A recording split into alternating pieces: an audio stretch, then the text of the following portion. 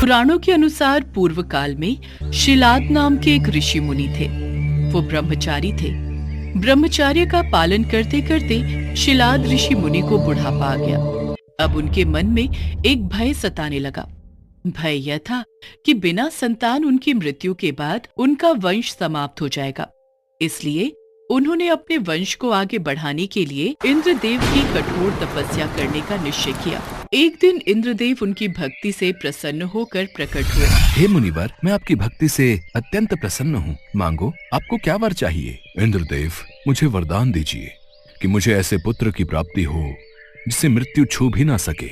मुनिवर, ऐसा पुत्र देने में तो मैं असमर्थ हूँ।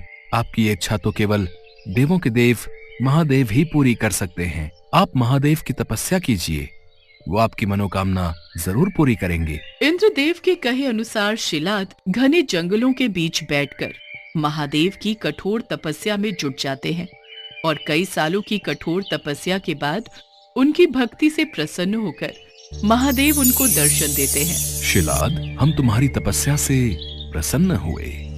कहो, तुम क्या वर मांगना चाहते हो? हे प्रभु, मुझे आपके समान ही पुत्र चाहिए, जो कि अयोनिजा हो और जिसको मृत्यु छू भी ना पाए। ये सुनकर महादेव मुनि शिलाद से बोले, हे मुनिवर, यूं तो मैं सारे जगत का पिता हूँ, फिर भी तुम मेरे पिता बनोगे। मैं तुम्हारा अयोनिज पुत्र होऊंगा तथा मेरा नाम नंदी होगा। इसके बाद महादेव अंतर ध्यान हो गए। फिर ऋषि मुनि भी खुशी खुशी अपनी कुटिया में चले गए। कुछ समय बाद शिलाद भगवान शिव के नाम से यज्ञ कर रहे थे। उसी यज्ञ कुंड से एक बालक उत्पन्न हुआ। उस बालक का मुख बेहद ही मनमोहक और लुभावना था। वाह, कितना मनमोहक और सुंदर अंश है मेरे शिव का। अब तो ऋषि शिलाद की प्रसन्नता का कोई ठिकाना ही नहीं था। वह उसे अपने साथ घर ले आए और उसका लालन पालन करने लगे। देखते ही देखते नंदी बड़ा हो गया। 5 साल का होते ही शिलाद मुनि ने नंदी को संपूर्ण वेदों और अन्य शास्त्रों का भी अध्ययन करवाया। और फिर जब वो 7 वर्ष का हुआ तो एक दिन ऋषि शिलाद के घर मित्र और वरुण नाम के 2 सन्यासी आए। ऋषि शिलाद की आज्ञा से नंदी ने दोनों सन्यासियों का खूब आदर सत्कार किया, उन्हें भोजन कराया। खाइए मुनिवर, खाइए। अगर आपको किसी और चीज की भी आवश्यकता है तो मुझे बताइए। नहीं नहीं, हमारा पेट भर गया। हमें और कुछ नहीं चाहिए। आपका बहुत बहुत शुक्रिया। ऋषि शिलाद के घर मिले इस सेवा भाव से दोनों सन्यासी अत्यधिक प्रसन्न हुए। जाने से पहले दोनों सन्यासियों ने शिलाद ऋषि को लंबी उम्र और खुशहाल जीवन का आशीर्वाद दिया और नंदी को बिना आशीर्वाद दिए ही जाने लगे। अगर आप बुरा न मानो तो मैं ये जान सकता हूँ कि आपने मुझ बूढ़े को तो आशीर्वाद दे दिया, लेकिन मेरे बेटे नंदी को नहीं। तब सन्यासियों ने बताया, हमें ये बात कहते हुए बेहद ही दुख हो रहा है, लेकिन सच तो यह है कि नंदी अल्पायु है, अर्थात उसकी आयु बहुत कम है। हाँ मुनिवर, उसके पास केवल 1 वर्ष का ही समय है।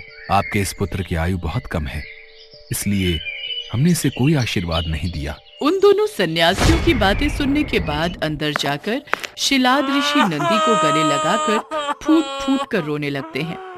तब नंदी अनजान बनते हुए उनसे पूछते हैं, पिताश्री, आपको ऐसा कौन सा दुख आ पड़ा जो आपका शरीर इस तरह कांप रहा है और आप फूट फूट कर रो रहे हैं? पुत्र, सन्यासियों ने बताया कि तुम अल्पायु हो और इस बात से मैं बेहद दुखी हूँ। तुम ही बताओ, मेरा ये दुख कैसे दूर होगा? पिता के मुख से ऐसी बातें सुनकर नंदी हंसने लगता है और कहता है, आपने मुझे स्वयं भगवान शिव के आशीर्वाद से पाया है, तो मेरे इस जीवन की रक्षा भी भगवान शिव ही करेंगे। आप इस बात की बिल्कुल भी चिंता न करो।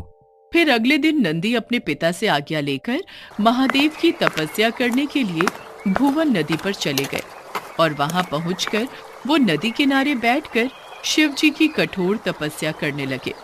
बालक नंदी की कठोर तपस्या देख महादेव कुछ समय बीत जाने के बाद नंदी के समक्ष प्रकट हुए, परंतु जब नंदी ने महादेव को देखा तो वो भूल ही गए कि वो लंबी उम्र के लिए तप कर रहे थे। तत्पश्चात महादेव ने कहा, नंदी पुत्र, मैं तुम्हारी तपस्या से बेहद ही प्रसन्न हूँ। मांगो, तुम्हें क्या वर चाहिए वत्स? प्रभु, मैं ताउम्र आपके सानिध्य में रहना चाहता हूँ। मुझे सदा के लिए अपने चरणों में जगह दे दीजिए। हे शिलानंदन, तुम्हें मृत्यु का भय कहाँ? तुम तो मेरे ही समान हो। तुम अजर अमर बनकर सदा मेरे संग ही रहोगे। तुम पर सदा मेरा प्रेम बरसता रहेगा। मेरी कृपा से तुम पर जन्म मृत्यु अपना प्रभाव नहीं डाल सकेंगे। तत्पश्चात शिवजी ने पार्वती माता से कहा, हे देवी, मैं नंदी का अभिषेक करके इसे गणाध्यक्ष बनाना चाहता हूँ। इस विषय में आपकी क्या राय है?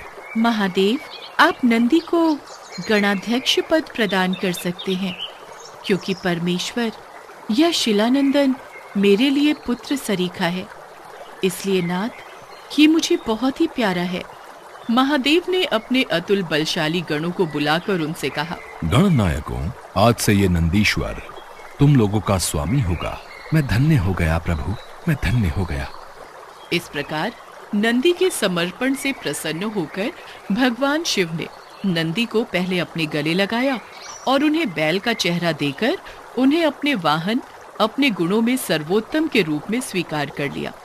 और तभी से शिव जी की मूर्ति के साथ नंदी की प्रतिमा भी स्थापित की जाती है।